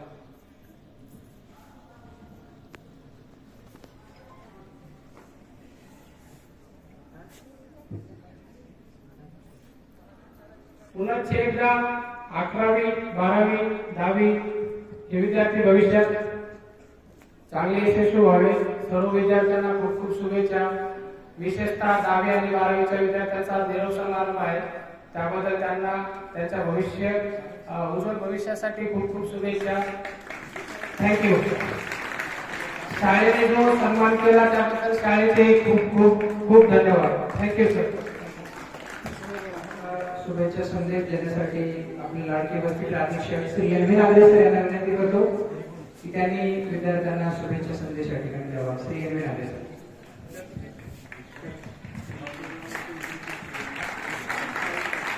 आदरणीय व्यासपीठावरील कार्यक्रमाचे अध्यक्ष आदरणीय जराळे सर तसेच प्रमुख पाहुणे मुंडे सर, ओम सर आणि आजचे सत्कार मूर्ती दत्तात्रय सांगळे, विद्यार्थी मित्रांनो, आज इयत्ता 10वी आणि 12वीच्या विद्यार्थ्यांना आपण निरोप देत आहोत. मित्रांनो,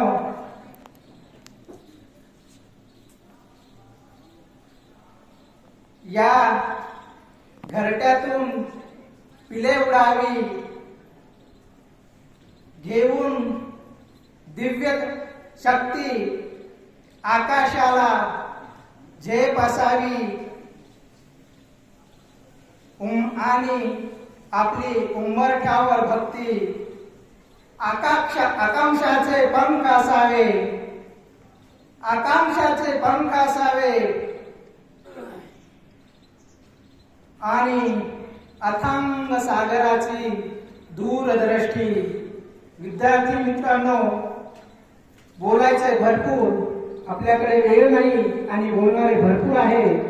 मी तुम्हाला पुढच्या आयुष्यासाठी मनपूर्वक शुभेच्छा देतो आणि एक प्रेमळ सल्ला देतो. विद्यार्थी मित्रांनो, खूप दूर जा, परंतु आपल्या आश्रमशाळेच्या जवळ केव्हाही अंतकरणाने जवळ राहा आणि आयुष्यामध्ये खूप मोठं व्हा, यशस्वी व्हा.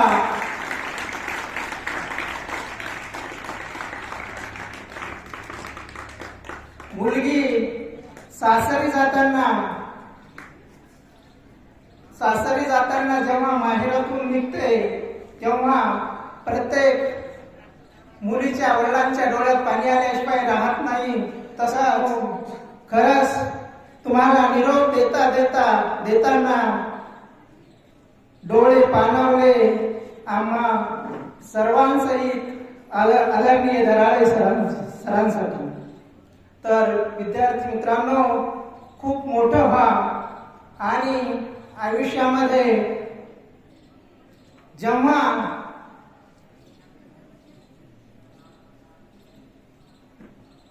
जेव्हाही तुम्ही यशस्वी होण्यासाठी एखाद्या वेळेस जर हातोडा जेव्हा होसाल, उदाहरण देतोय मी, हातोडा जेव्हा होसाल तेव्हा जरूर तुम्ही आयुष्यामध्ये घाव टाका. ज्या ठिकाणी वेळ येईल तिथं तुम्ही घाव टाका, परंतु जेव्हा तुम्हाला कधी आयरन होण्याची जर वेळ आली असेल तर तुम्ही घाव सोसायलाही शिका आणि जीवनामध्ये खूप मोठं व्हा. हा संदेश देऊन मी या ठिकाणी थांबतोय. धन्यवाद. श्री मुंडे सर.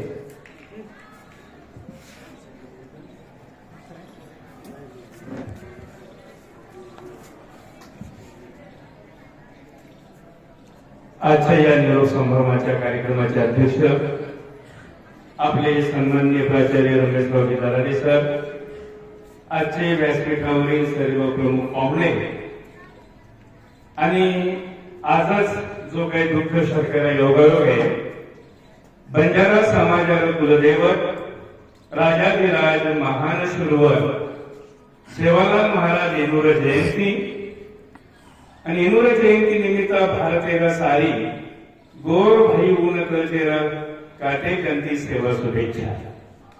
ज्या महाराजांनी आपल्याला त्या काळामध्ये शिका आणि संघटित व्हा असा सल्ला दिला होता.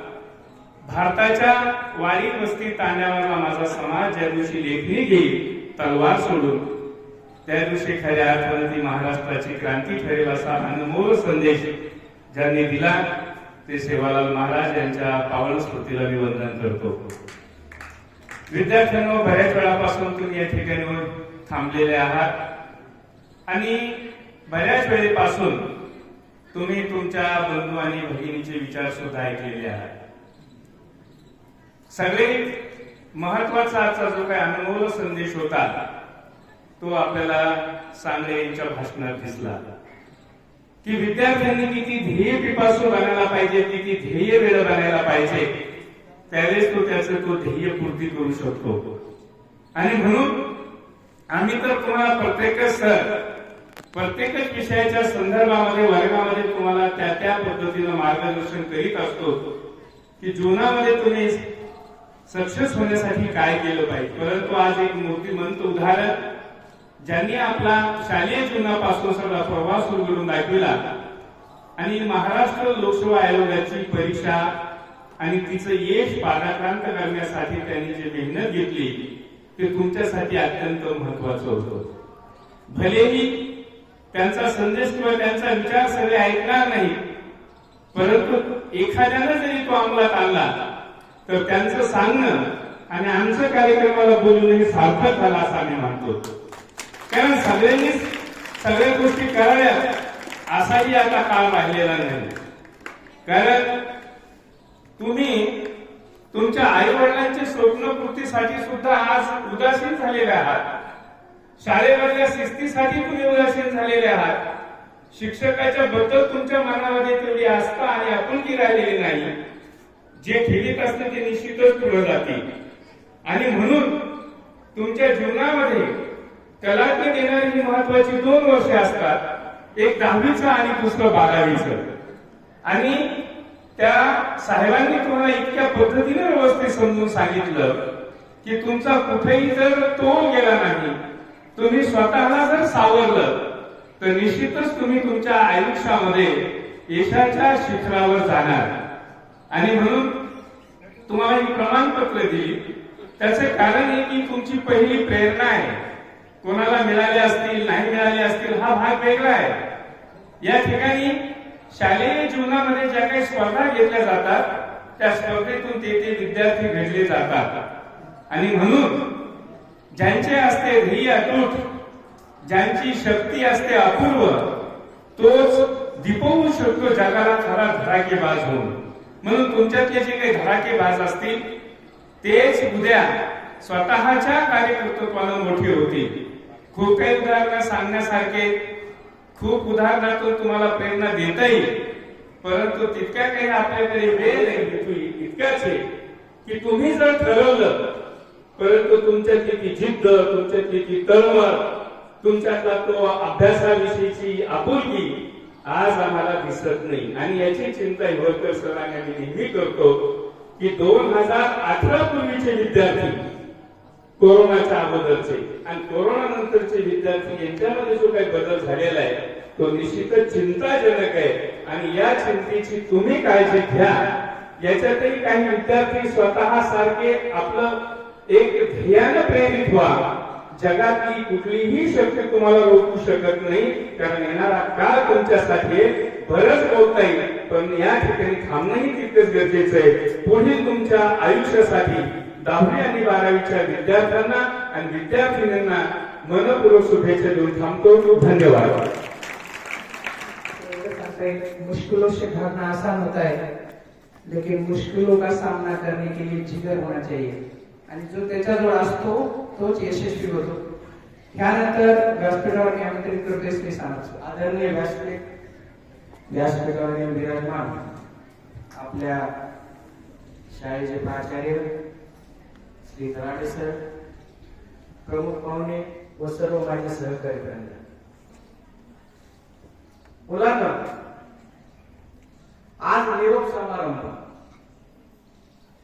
खरं जर पाहिलं तर निरोप समारंभ हा जाताना त्याचं दुःख होतं. आपण आतापर्यंत शिकलो त्या शाळेमध्ये, शिकल्यानंतर आपल्याला पूर्ण आठवणी, काही जण 8वीला आलेले, काही 9वीला, काही 10वीला. तर त्यावेळेस पासून आतापर्यंत आपल्याला आपल्या आठवणी येतात. काही चुका आपल्याला आता आठवतात. आपण ती चूक करताना प्रत्येक वेळेस आठवत नाही. कारण लक्षात घ्या, तुम्हाला माहिती आहे की आपण कोणती गोष्ट घडून झाल्यानंतर आपण तिचा पश्चाताप व्यक्त करतो जर आपण विचार करत असतो तर. आणि जर विचार न करणारे असतो तर ते आपण एक चूक रिपीट करत राहतो. निरोप समारंभ जसा जाताना दुःख होतं, परंतु तो घेणं गरजेचं आहे. कारण आपल्याला पुढचं आयुष्य जगायचंय, पुढे कुठेतरी पुढे जायचंय. जसं दत्ताने सांगितलं की 8वी झाल्यानंतर मला जावंसं वाटलं नाही, पण काही कारणास्तव त्याला इथून जावं लागलं. म्हणजे याचा अर्थ की सहवास जरी आपला येथून सुटला म्हणून आपली सोबत सुटणार नाही, सोबत सुटत नाही. नुसता निरोप देण्याने आपल्यामध्ये जे नाते ते मात्र तुटत नाही. म्हणून आपल्या शाळेमध्ये सर्वांनी आता सांगितलं की बाबा सर आम्ही 8वीला आलो, या सरांनी असं शिकवलं, त्या सरांनी तसं शिकवलं. परंतु मुंडे सरांनी ज्याप्रमाणे सांगितलं की आपण शिकत असताना मी फक्त 2-3 गोष्टी सांगणार आहे. मी नेहमी वर्गात सांगतो की आपण शिकत असताना आपण का शिकावं हे आपल्याला कळालं पाहिजे.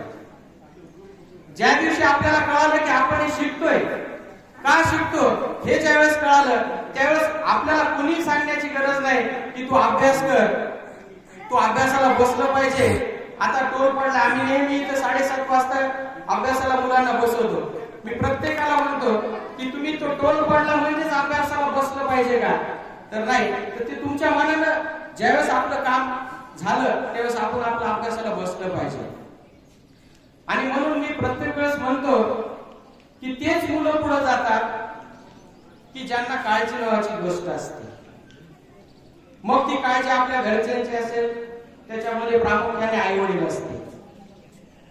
मी प्रत्येक वेळेस सांगतो की तुम्ही ज्या ज्या वेळेस तुम्हाला नाही का असं मनात येईल की बाबा आपण अभ्यास करायचा आहे, फक्त आई वडिलांचा एकदा चेहरा आठवा.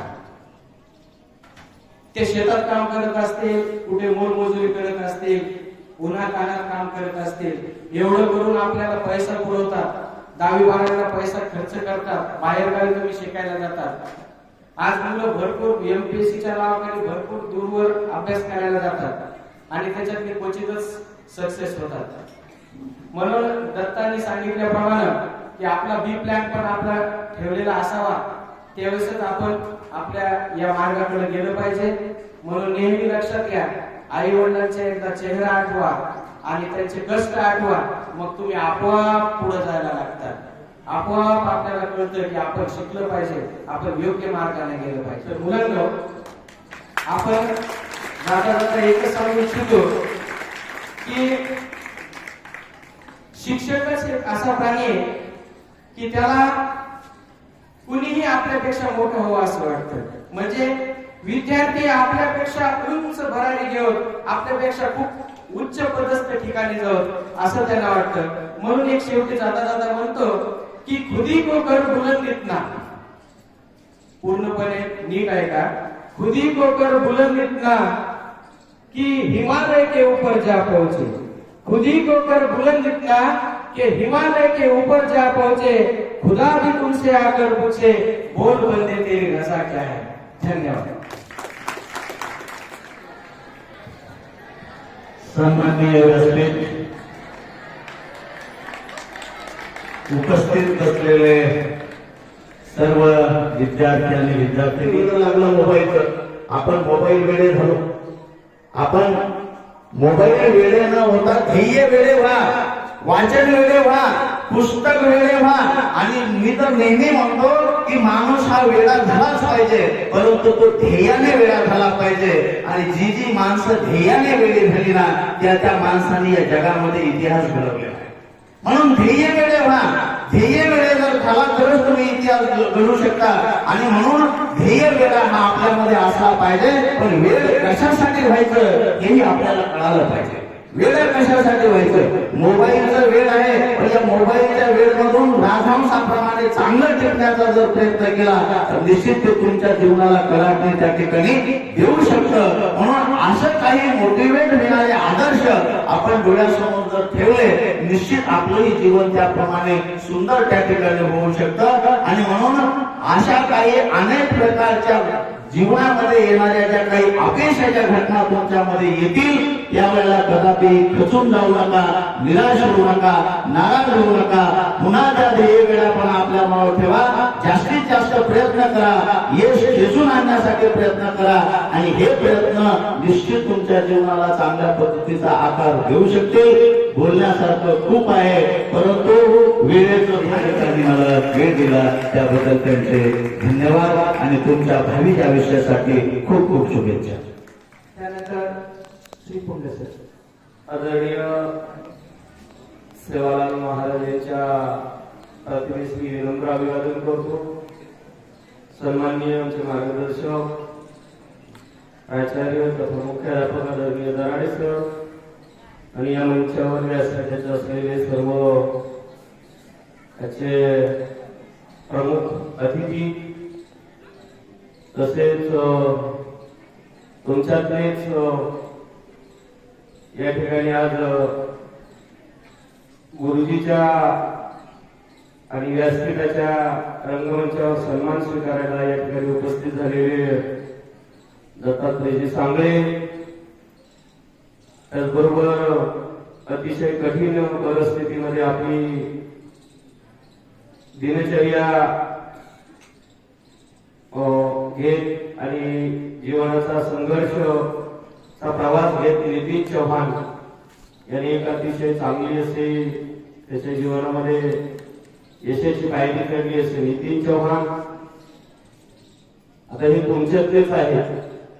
त्यांनी सन्मान या ठिकाणी गुरुजनांच्या व्यासपीठाचा घेतलाय आणि तो सन्मान तुम्ही कोणत्याही कौशल्यामधून प्राप्त करू शकता, हे त्याचे एक ज्वलंत उदाहरण आहे.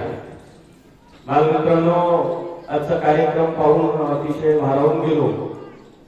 कार्यक्रमाची रूपरेषा निरोप समारंभाची होती एवढं मला कळालं 10वी आणि 12वीचा, परंतु त्याच्यामध्ये क्रीडा स्पर्धेमध्ये प्रजासत्ताक दिनामध्ये जी काही प्रावीण्यामध्ये मुलं खेळामध्ये उत्तीर्ण झाली, त्याचबरोबर चित्रकलेच्या स्पर्धेमध्ये उत्तीर्ण झाली आणि त्याचबरोबर या 2 विद्यार्थ्यांचा सत्कार सोहळा आणि 10वीचा आणि 12वीचा निरोप समारंभ रोपण केलेला असताना निरोप द्यायचं म्हटलं की थोडस मनाला कुठेतरी हृदयामध्ये हे होतं, जाणीव होती की आपल्या हातातून घडलेले विद्यार्थी बाहेर पडत आहेत. सुंदर असं मार्गदर्शन मुंडे सरांनी केलं. त्यांनी त्यांच्या मार्गदर्शनाचा सार घ्यायचं झालं तर त्यांनी त्या गवळी विद्यार्थिनीचं खूप सुंदर उदाहरण दिलंय. इच्छा तिथे मार्ग. इच्छा त्या मुलीच्या मनामध्ये होती, तिला मार्ग सापडला आणि चिंतनाचा विषय आहे कोरोनाच्या नंतरचा जे विद्यार्थ्यांचा आहे. तर बालमित्रांनो, शिक्षणाच्या प्रवाहामध्ये नकळत मी तुम्हाला या ठिकाणी सांगायला नाही पाहिजे, परंतु काही गोष्टी सांगाव्याशा वाटतात की ग्रामीण शिक्षणाचा आणि शहरी शिक्षणाचा याच्यामध्ये खूप मोठी दरी निर्माण झालेली आहे. परंतु आश्रम शाळेमध्ये शिकणारा विद्यार्थी तर मी असं म्हणायचं आश्वासित श्रमपूर्वक शिक्षण म्हणजेच आपल्या आश्रम शाळेतलं शिक्षण आहे. आणि ही जी दरी आहे बालमित्रांनो, ही दरी भरून काढायचं काम आता आपल्याला तुमच्याकडे एवढे कौशल्य गुण असतात, पण तुम्ही तुमच्या स्वतःच्या गुणाकडेच कधी कधी निरीक्षण करत नाही. आपण जसं सकाळी उठल्यावर आरशामध्ये पाहतो आपला चेहरा आणि पाहिल्यावर त्या चेहऱ्याला कापटीपणा आणण्याचं काम आपण करतो. त्या पद्धतीचे आपले जे कलागुण कौशल्य आहेत ना, ती आपण आपली उपजत जी आहे ती कला कौशल्य जर आपण जर जतन केली आणि तिचं विकसनशील प्रयत्न केला आपण किंवा याच्यामधून आपण जगाची भरारी घेऊ शकतो, तर त्या कलागुण कौशल्यामधून तुम्हाला सहज शिक्षणाचं जे सार आहे ते मिळेल. मी फार काही सांगणार नाही, परंतु आता सध्याच्या काळामध्ये असं झालेलं आहे की श्रीमंत होण्यापेक्षा गुणवंत होणं अतिशय महत्वाचं आहे. त्याचबरोबर जर आपण शिक्षण घेत असेल तर आपल्या शिक्षणाला संस्काराची जोड असणं अत्यंत आवश्यक आहे. शिक्षणामध्ये गुणवत्ता निश्चितच पुढे जात आहे, पण संस्कारक्षमपणा हा हल्लीच्या काळामध्ये थोडा कमी प्रमाणात दिसतो. आणि मग यामधून होतं काय नेमकं की आपल्याला जे आवश्यक आहे संस्कार असल्याशिवाय त्या शिक्षणाचा अर्थच नाही. डॉक्टर बाबासाहेब आंबेडकरांनी सांगितलेलं आहे बघा, शिक्षणाला शिलाची जोड असणं आवश्यक आहे आणि शील म्हणजे शिस्त, आणि ती आपण जतन केली पाहिजे. पूर्वी नाम देतो. जय हिंद, जय महाराष्ट्र. मी अविवेकाची काजळी फिरून विवेकची पुजळी, ते योगिया पाणी दिवाळी निरंतर. आमच्या मनातील अविवेकाची काजळी दूर करून विवेकाचा प्रकाश आमच्या जीवनामध्ये पडावा, यासाठी मी माननीय श्री दराडे सरांना विनंती करतो की त्यांनी अध्यक्ष समारोप करावा. श्री दराडे सर.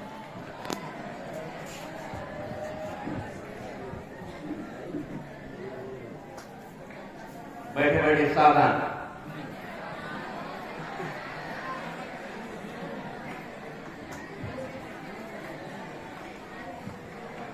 आज संत श्रेष्ठ सेवालाल महाराज यांची जयंती, त्यानिमित्त त्यांच्या चरणी विनम्र अभिवादन. आज आपला त्रिवेणी संगम असलेला हा कार्यक्रम म्हणजे दहावी बारावीच्या विद्यार्थ्यांना निरोप समारंभ, आपल्या शाळेतील यशस्वी यशवंत विद्यार्थ्यांचा सन्मान आणि तुमच्या गुणगौरवाचा असा त्रिवेणी कार्यक्रम. या कार्यक्रमासाठी व्यासपीठावर उपस्थित आपल्या संस्थेचे संचालक श्री विठ्ठलराव घुगे, आजचे सत्कारमूर्ती आमचे विद्यार्थी दत्तात्रय सांगळे, नितीन चव्हाण. कुठलाही कार्यक्रम म्हटलं की त्या कार्यक्रमासाठी एका पाहुण्याची आवश्यकता असते आणि तुम्हाला निरोप द्यायचा आहे दहावी बारावीच्या विद्यार्थ्यांना, आणि तुमच्या भावी आयुष्यासाठी तुम्हाला आनंदाचा संदेश मिळाला पाहिजे, यासाठी त्या कार्यक्रमाच्या आयोजक शाळा चांगल्या पाहुण्याच्या शोधात असते. विद्यार्थी मित्रांनो, मला सांगावंसं वाटतं, सांगताना आनंद होतो आणि ईश्वराचे खरंच आभार मानावे लागतात. पुंड सर, आता आम्हाला आमच्या विद्यार्थ्यांना मार्गदर्शन करण्यासाठी कुठल्या पाहुण्याला आम्हाला शोधण्याची गरज नाही, कारण आमचे माजी विद्यार्थी हे त्यांचे मार्गदर्शक असणार आहे. आज दत्तात्रय सांगळे, नितीन चव्हाण तुमच्या समोर आदर्श आहेत. मित्र, दत्तात्रय सांगण्यापेक्षा त्यानं सांगितल्याप्रमाणे बघा, दत्तात्रयाचं एक एक वाक्य महत्वाचं होतं. आम्हाला काही सांगायचं ते ठेवलं नाही दत्तात्रयानं. त्यानं सांगितलं, मित्र निवडा, परंतु असे मित्र निवडा की आपल्याला चांगला संदेश देणारे मित्र निवडा. गावाकडे त्याला सगळे हसत होते की ते मित्रच नाहीत कोणी, घरून शेतातून तो घरीच येत होता, परंतु तो काळ त्याच्यासाठी खूप महत्वाचा होता. परिस्थिती बिकट होती, तरी त्या बिकट परिस्थितीला तो घाबरला नाही आणि आपल्या वडिलांचं जे स्वप्न होतं त्याने सांगितलं, माझे वडील बिमार होते, बिमार वडील असताना सुद्धा त्या वडिलाला सोडून त्यानं तो अभ्यास केला, वडिलाचं स्वप्न साकार केलं आणि तो तेवढ्यावरच थांबला नाही. कारण म्हणतात ना, जो थांबला तो संपला. बघा, थांबलेल्या पाण्यामध्ये काय जमा होते तुम्हाला माहिती आहे. ज्या ठिकाणी पाणी थांबलेलं असतं त्याला आपण डबकं म्हणतो, आणि त्या डबकामध्ये काय जमा होतं, किडे मकोडे जमा होत असतात, आळ्या जमत होत असतात. नदीचं पाणी हे वाहतं पाणी आहे, ते निर्मळ पाणी असतं आणि त्या निर्मळ पाण्यावर लोक आपली तृष्णा भागवतात. म्हणून नदीचं पाणी कधी थांबत नाही, जो थांबला तो संपला. म्हणून त्याला सांगितलंय, मी थांबणार नाही. माझं स्वप्न जे आहे ते स्वप्न पूर्ण होईपर्यंत मी चालतच राहणार आहे, प्रयत्न करतच राहणार आहे. हाच अनमोल संदेश तुम्ही जीवनामध्ये घ्या मित्र हो. कारण सरांनी तुम्हाला सांगितलं, बऱ्याच विद्यार्थ्यांनी सुद्धा तुम्हाला मार्गदर्शन केलं की आपल्या जीवनामध्ये कुठेही अपयश आल्याच्या नंतर डगमगून जाऊ नका, कारण तुम्ही आता या ठिकाणून बाहेर पडणार आहे. तुम्हाला खूप संघर्षाला सामना करायचा आहे. त्यावेळेस कुठेही डगमगू नका. मी तुम्हाला एका व्यक्तीचं उदाहरण देऊन या ठिकाणी थांबणार आहे. मित्र हो, त्या व्यक्तीविषयी तुम्हाला माहिती आहे. ते थोर व्यक्ती म्हणजे आपल्या देशाचे माजी राष्ट्रपती दिवंगत डॉक्टर APJ अब्दुल कलाम. आतापर्यंत जेवढे राष्ट्रपती झाले त्या राष्ट्रपतीमध्ये एक यशस्वी राष्ट्रपती म्हणून त्यांचं नाव घ्यावं. डॉक्टर राजेंद्र प्रसाद नंतर APJ अब्दुल कलामांचा यांचा आदर्श घेण्यासारखा आहे. मित्र, ज्यावेळेस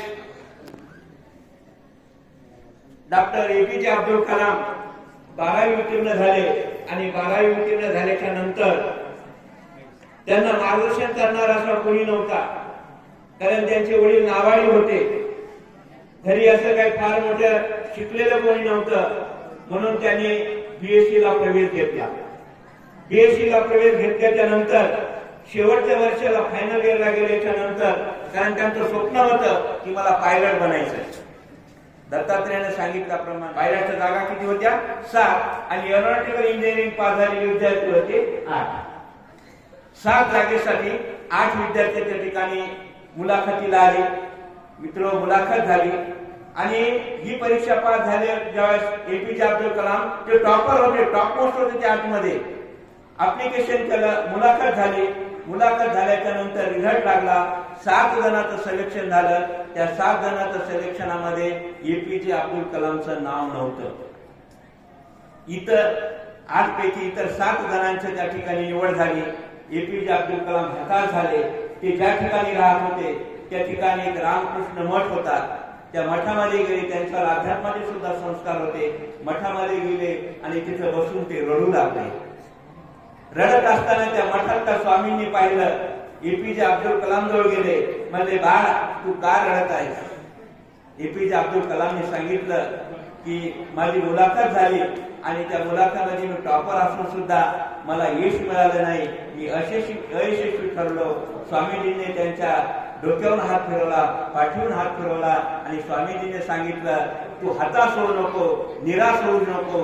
कदाचित तुला खूप मोठं व्हायचं असेल म्हणून आज तुला अपयश आलेलं आहे. हेच वाक्य लक्षामध्ये ठेवून मित्र, APJ अब्दुल कलाम दिनेला थांबू नका, कारण प्रयत्नांना इंडियाच्या 10वी आणि 12वीच्या विद्यार्थ्यांना त्यांच्या व्यसनापासून दूर राहा. कारण व्यसनामुळे तुम्ही किती मोठे झाला तरी उच्च शिखरावर गेलेला माणूस व्यसनामुळे भूमीमध्ये मिसळतो. अनेक अडचणी त्यामुळे आपल्या जीवनात येतात. म्हणून व्यसनापासून दूर राहा. आणि शेवटचा महत्वाचा संदेश मी तुम्हाला देतो की आपल्या आई वडिलांना कधी विसरू नका. तेच आपले खरे दैवत आहे. त्यांची सेवा करा. दत्तात्रेयाने त्याच्या आई वडिलांचं स्वप्न साकार केलं, तसं तुम्ही सुद्धा आपल्या वडिलांचं आई वडिलांचं स्वप्न साकार करा, मोठे व्हा. हा संदेश देऊन मी माझ्या वाणीला पूर्णविराम देतो. शेवटकाला बोलण्याची संधी दिली, माझा सन्मान केला, त्याबद्दल त्यांचे आभार व्यक्त करतो. थांबतो. धन्यवाद. कार्यक्रमाचा लास्ट बट नॉट लिस्ट महत्वाचा कार्यक्रम तो म्हणजे आभार प्रदर्शन. श्री MU गुगे सर यांना विनंती करतो की त्यांनी आजच्या कार्यक्रमाचं आभार प्रदर्शन या ठिकाणी करावं. तुमचा सर्वात आवडता असा शेवटचा क्षण माझ्याकडे दिलेला आहे, आभार प्रदर्शन. विद्यार्थी मित्रांनो, तुम्हाला भूका लागल्या का नाही? भूक लागली का नाही? तुम्हाला माहिती आहे का, आज आम्ही तुम्हाला मुद्दाम उपाशी ठेवलं. उपाशी ठेवले कारण मित्र हो, उपाशी राहण्याचा आता तुमचा टाइम चालू झाला. 12वीचे विद्यार्थी ध्यानात राहू द्या, 10वीचे तरी आमच्याकडे राहतील, 11वी 12वी बाहेर राहतील, आई वडील राहतील त्यांच्यासोबत किंवा नाही राहतील, पण तुमचा उपाशी राहण्याचा खरा टाइम आता चालू झाला. कारण त्या काळापासून या काळापर्यंत असा एकही माणूस नाही की शिक्षण घेताना त्याला उपाशी राहावं लागलं नाही. नाहीतर दत्ता इथं बसलेला आहे, त्याला विचारा किती रात्री उपाशी राहिला असेल. आता तुम्ही म्हणाल आमच्याकडे पैसा आहे, आमच्याकडे सगळं आहे, पण आम्हाला उपाशी राहायची काय गरज आहे? मित्र असताना सुद्धा खाता येत नाही, कळलं का? तुमचा क्लास चालू असतो, मेस कडवर रूमवर आलेला असतो, भरपूर वेळ झालेली असते, त्या पोळ्या शिळ्या झालेल्या असतात, खाता येत नाही, तसंच झोपावं लागतं.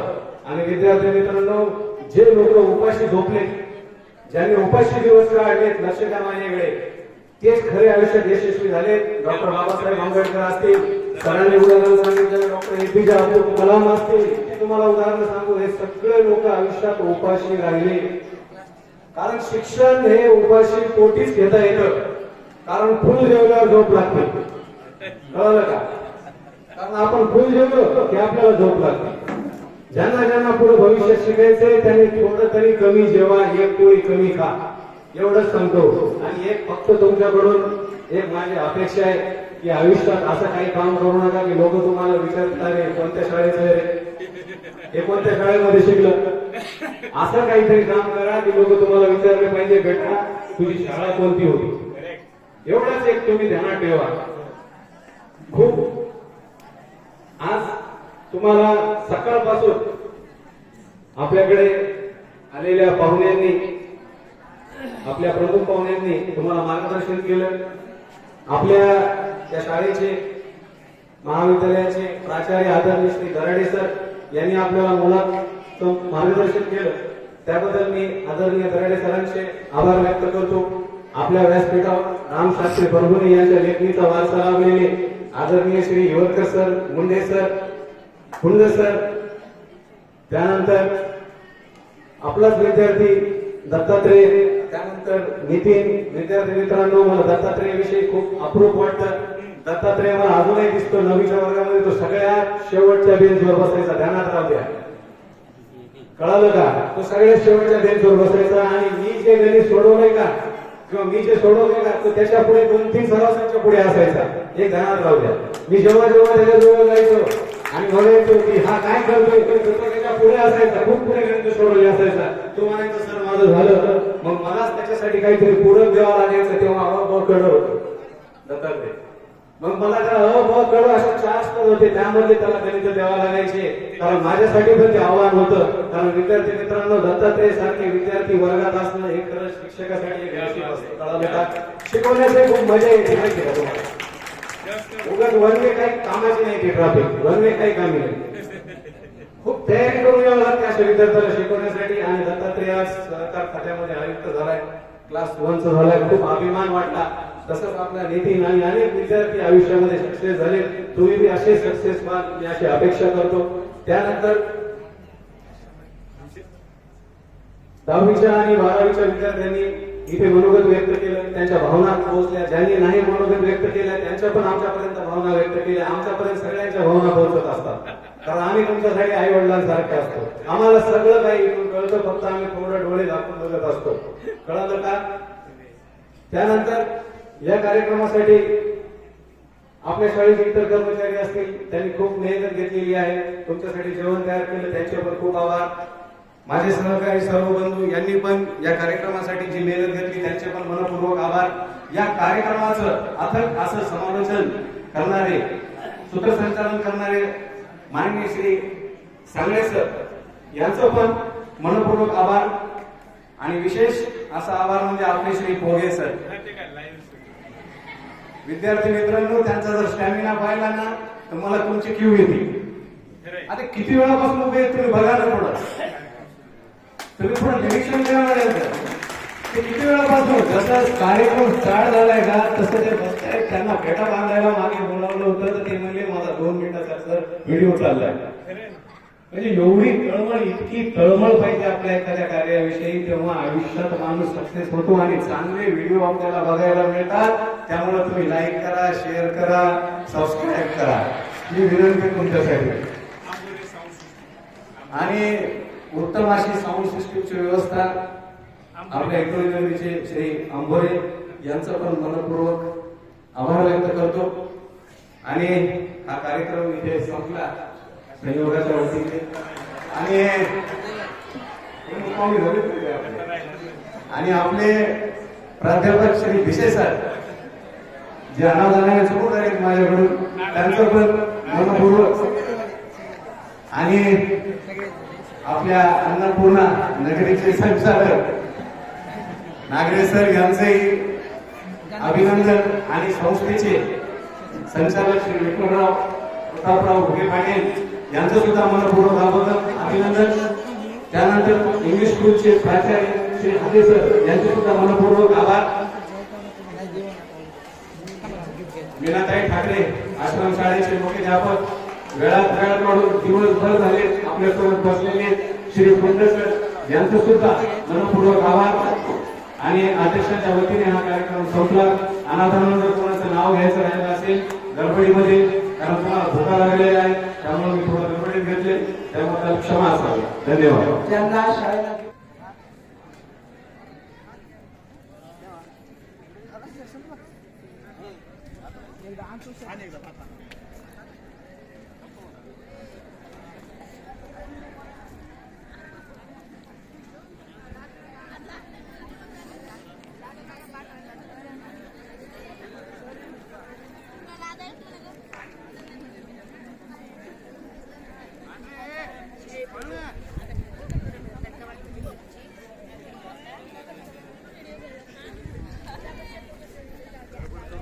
लागलं तर घ्या अजून.